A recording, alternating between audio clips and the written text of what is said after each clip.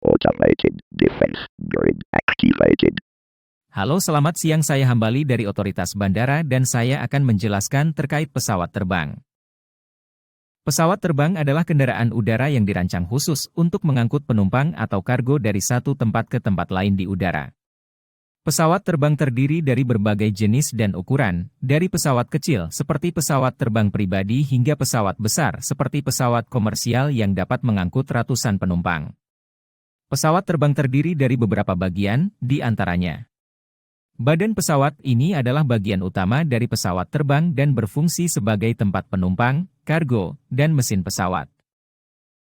Sayap pesawat adalah bagian yang menopang pesawat saat terbang dan memberikan daya angkat untuk pesawat terbang.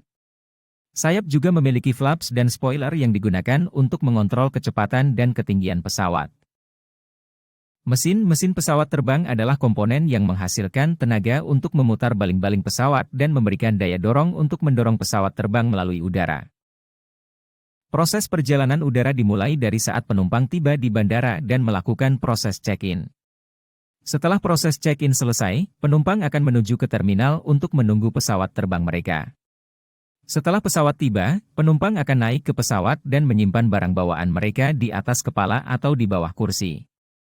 Setelah semua penumpang dan barang bawaan dimuat, pesawat akan lepas landas dan terbang menuju tujuan. Halo, selamat siang, saya Hamdan dari Balai Pendidikan dan Pelatihan Transportasi Darat Mempawah dan saya akan menjelaskan tentang bus. Bus atau omnibus adalah kendaraan darat yang dirancang untuk mengangkut banyak penumpang. Bus dapat memiliki kapasitas hingga 300 penumpang. Jenis bus yang paling umum adalah bus tunggal satu lantai, bila muatan yang diangkut lebih besar umumnya dilayani bus bertingkat dan gandeng, dan muatan yang lebih kecil dibawa oleh minibus, bus besar digunakan untuk layanan jarak jauh. Banyak jenis bus, seperti bus transit perkotaan, bus antar kota dan bus antar provinsi. Jenis lain, seperti bus sekolah atau bus kampus tidak selalu menarik tarif. Supir bus memerlukan SIM atau izin khusus di atas SIM reguler. Halo, selamat siang, saya Satria dari Pangkalan Penjagaan Laut dan Pantai Kelas 1 Tanjung Priok. Saya akan menjelaskan tentang kapal laut. Kapal laut merupakan kendaraan pengangkut penumpang maupun barang di laut, yang sangat efektif untuk membawa penumpang atau barang dari suatu tempat ke tempat lain yang dituju, dalam jumlah yang besar. Skala kapal laut yang paling kecil ialah dapat membawa 12 penumpang hingga skala paling besar dapat membawa ribuan penumpang maupun barang. Kapal laut memiliki berbagai alat keselamatan yang dapat digunakan jika terjadi bahaya atau keadaan darurat di laut, di antaranya ialah life jacket, life buoy, life raft, life boat, smoke signal, dan masih banyak lagi. Untuk jumlah alat keselamatan di atas kapal bervariatif tergantung ukuran dan panjangnya karena sudah diatur dalam SOLAS. Jenis-jenis kapal ialah kapal tanker, kapal roro, kapal pesiar, kapal tongkang, kapal bulk carrier, kapal tunda, kapal feri, kapal pengebor, dan kapal perang.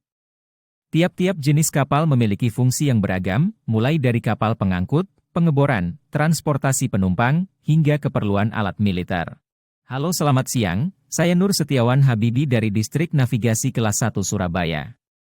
Saya akan menjelaskan tentang sepeda motor. Sepeda motor adalah kendaraan beroda dua yang digerakkan oleh sebuah mesin.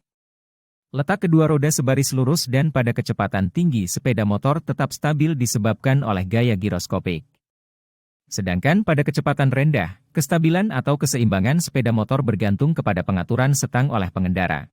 Halo, selamat siang, saya Anas Aji Nurdiantoro dari Politeknik Pelayaran Sorong. Saya akan menjelaskan tentang kereta api.